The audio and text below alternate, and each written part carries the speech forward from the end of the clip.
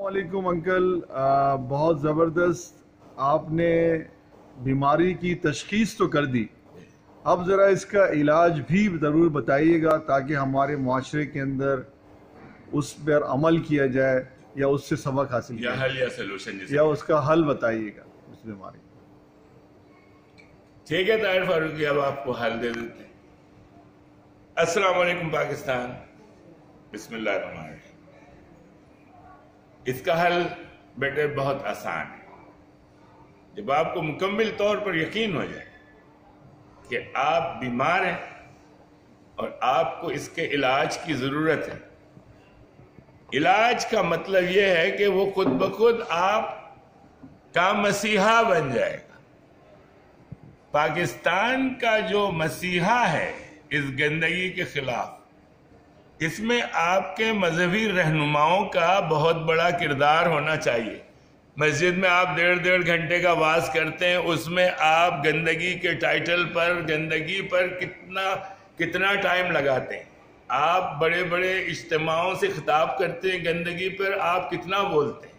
شہر کی گندگی پہ، گھروں کی گندگی پہ، ذہن کی گندگی پہ علماء کتنا بولتے ہیں۔ پھر آتا ہے نمبر مذہب کے بعد آپ کی گورنمنٹ کا، جسے حکومت کہتے ہیں۔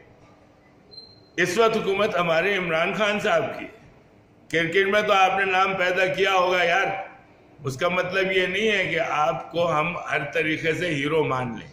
اس وقت قوم کی باغ دوڑ آپ کے ہاتھ میں ہے۔ آپ نے کیا حرکت کی ہے؟ شہر گندے سے گندے ہوتے جا رہے ہیں، نالے ابلے ہوئے ہیں، شہر میں بدبو آتی ہے، اور آپ وائرس کنٹرول کی بات کرتے ہیں۔ کورونا تو دور کی بات ہے بھائی صاحب، آپ ایک جنرل وائرس کنٹرول نہیں کر سکتے۔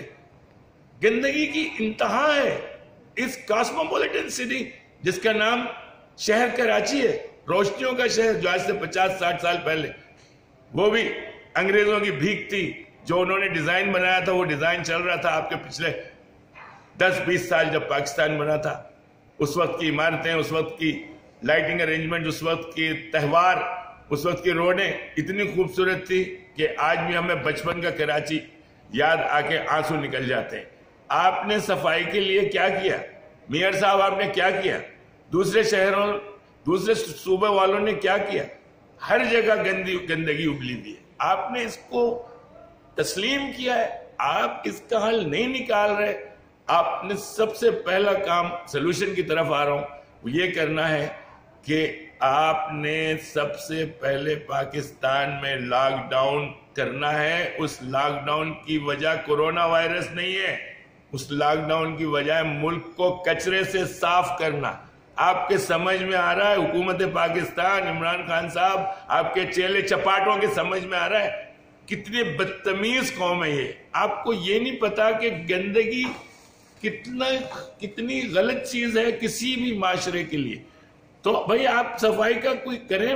پاکستان میں 5 کروڑ طلباء ہیں، 5 کروڑ لڑکے اور لڑکیاں ینگ ہیں، جوان ہیں، جذبے سے بھرپور ہیں۔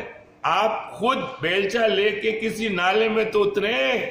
وزیر اعظم صاحب، آپ کو کیوں شرم آتی ہے؟ آپ کی انا آسمان سے کیوں چپکی ہوئی ہے؟ Get down to the earth and show some respect against this vulgarity which is called dirt and dirty Pakistan. I cannot bear it. Have an interview with me and I will show you what is the solution, or give it to some country which can very easily take the contract and make your country clean, because we are all dirty people. We do not have the respect for cleanliness. Thank you Pakistan. Pakistan Zindabad.